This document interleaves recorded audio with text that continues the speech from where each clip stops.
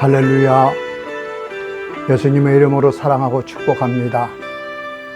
저는 제가 감당할 수 없는 일을 당하거나 당황스러운 일을 만나거나 어떤 사실에 대하여 되게 궁금했을 때 예수님 당시에 제자들은 이런 상황에 어떻게 했을까 하는 생각을 종종 하곤 합니다. 그래서 이를 한번 알고자 예수님과 제자들이 함께 있던 기록을 담은 사복음서를 유심히 살펴보았습니다. 그런데 기록이 별로 없더라고요. 복음서의 중심이 예수님이라 제자들의 입장에서 기록되지 않는 부분도 있지만 예수님은 이미 제자들의 필요를 알고 채워주시고 닥칠 위험에 대하여 피할 길로 인도하여 주시고 어려움을 당할 때마다 앞장서 해결해 주셨기 때문에 제자들의 입장에서는 특별히 고민할 필요가 없었습니다. 때가 되면 먹여주었고 필요한 것이 있으면 물고기 입에 있는 동전을 빼서라도 채워주었습니다. 베드로의 경우 그 장모까지 치료해 주었어요. 제자들의 입장에서는 그냥 따르고 순종하면 되었습니다. 또한 우리 주님께서는 제자들에게 어떤 일을 맡길 때에도 이미 감당할 수 있는 힘과 능력을 주시고 맡겼기 때문에 그 일을 해야 하는 제자들의 입장에서는 그 일로 인하여 큰 부담을 가지기보다는 이 결과가 어떻게 이럴까 오히려 기대되고 흥분되는 것이 일상이었습니다. 여러분 이런 인생을 한번 살고 싶지 않으세요? 저도 이런 인생을 한번 살고 싶습니다. 그럼에도 제자들이 두려워 도움을 청할 때는 예수님은 주무시다가도 바다와 바람을 꾸짖어 잠잠케 했을 뿐 아니라 제자들이 기도할지를 몰라 어떻게 기도할지를 가르쳐달라 했을 때는 이렇게 기도하라고 알려주신 것이 우리가 오늘날 기도의 본으로 삼고 있는 주기도문입니다.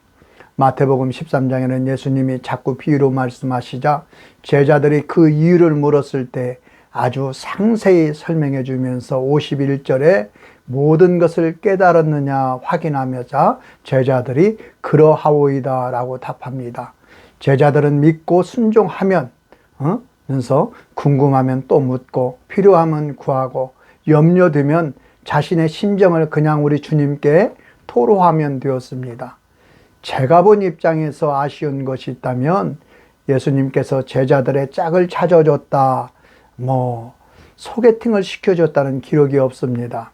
아마 제자들의 순교를 예견하시고 과부 만들지 않으려고 그들에게 소개를 시켜주지 않았다고 생각을 합니다. 예수님과 함께하는 제자들은 이 땅의 일로 인하여 고민하지 않았습니다. 고민할 이유가 전혀 없었기 때문입니다. 그래서 예수님의 제자답게 아주 고차원적으로 고민했던 것 같습니다.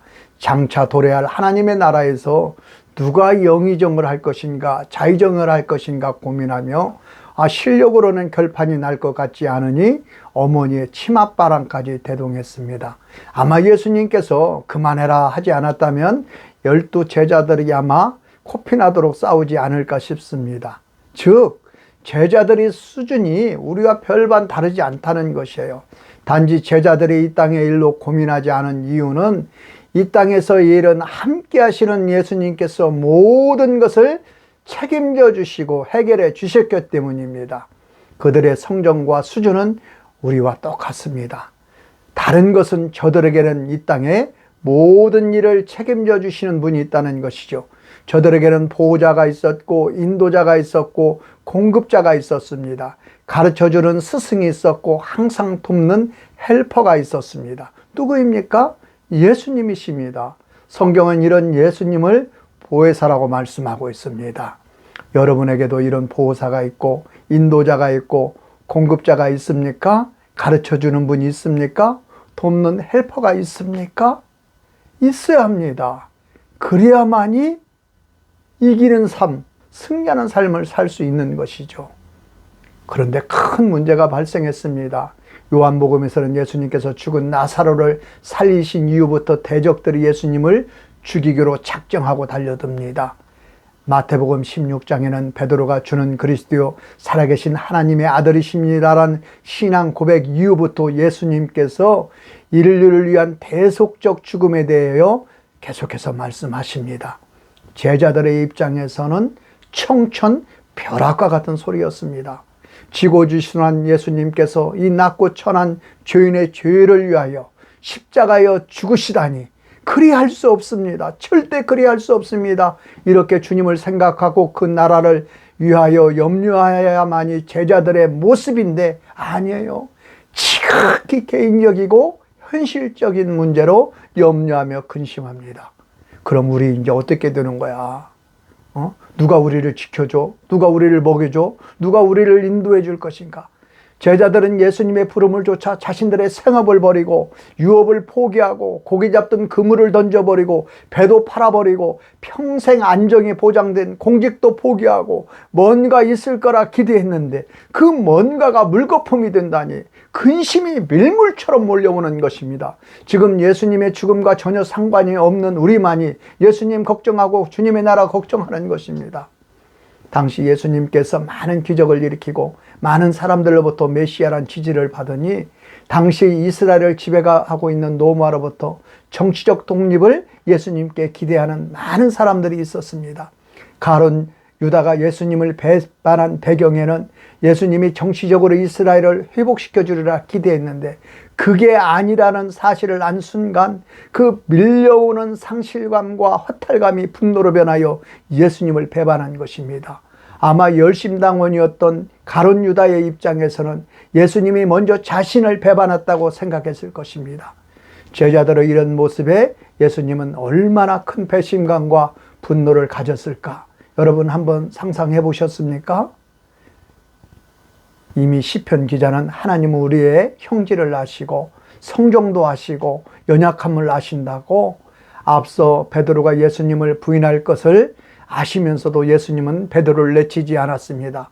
그리고 예수님은 제자들이 지금 무엇으로 인하여 염려하는지를 알기에 책망하고 꾸짖는 것이 아니라 염려하지 마라. 근심하지 마.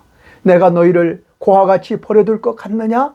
버려두지 않아 하시면서 하시는 말씀이 내가 너희 곁을 떠나도 너희 곁에는 또 다른 보혜사를 너희에게 보내 너희와 영원히 함께 있게 하리라. 아멘. 이제까지 제자들의 보혜사는 누구였습니까? 예수님이었습니다. 그들은 또 다른 보혜사는 예수님을 대신할 뿐, 제자들을 먹이고 입히고 가르치고 지도하고 영생으로 이끌 뿐, 제자들의 인생을 책임져 줄 뿐, 제자들의 모든 일을 도와줄 분을 보내주겠다는 것입니다. 그분이 누구입니까? 성령님이십니다. 또한 예수님은 내가 떠나는 것이 너희에게 유익이라 왜 내가 떠나야만 보혜사가 너희에게 오기 때문이란 말합니다. 예수님께서 제자들의 배신과 당신의 죽음에 대해 말씀하실 때 제자들은 나는 아니라고 부인했지만 예수님이 제사장들에게 붙잡히는 그 순간부터 제자들은 두려움에 사로잡혀 부인하고 도망하고 다 흩어졌습니다. 그리고 십자가에서 온 인류의 죄를 대신하여 죽으시고 다시 부활하신 예수님은 여전히 두려움에 사로잡혀 흩어지고 이전의 모습으로 돌아간 제자들을 하나하나 찾아가 책망하는 것이 아니라 다시 불러 회복시키시며 다시 제자들에게 이릅니다. 절대 예루살렘 떠나지 말고 내가 전에 너희에게 이른 대로 아버지께서 약속한 성령을 기다리라. 그러면 너희가 몇 날이 못 뛰어 성령으로 침례를 받을 것이다. 그럼 너희가 권능을 받고 내 증인이 되리라 말했습니다. 이제 제자들은 알았습니다. 자신들이 얼마나 연약한 자를 결심한다고 의지를 불태운다고 되는 것이 아니라는 사실을. 그래서 예수님이 승천하신 후 제자들은 모든 것을 제쳐두고 성령이 무엇인지 실체를 본 적이 없지만 예수님의 말씀에 의지하여 하나님의 간절히 구할 때 모두가 성령의 침례를 받고 방언으로 기도하며 모두가 충만함을 받았습니다. 그리고 성령 침례와 성령의 충만함을 받은 제자들은 이전의 제자들이 아니었습니다. 무엇보다 그들은 두려움에 사로잡혀 사는 인생이 아니었습니다. 그 이전에 예수님과 함께 있던 것처럼 담대해져.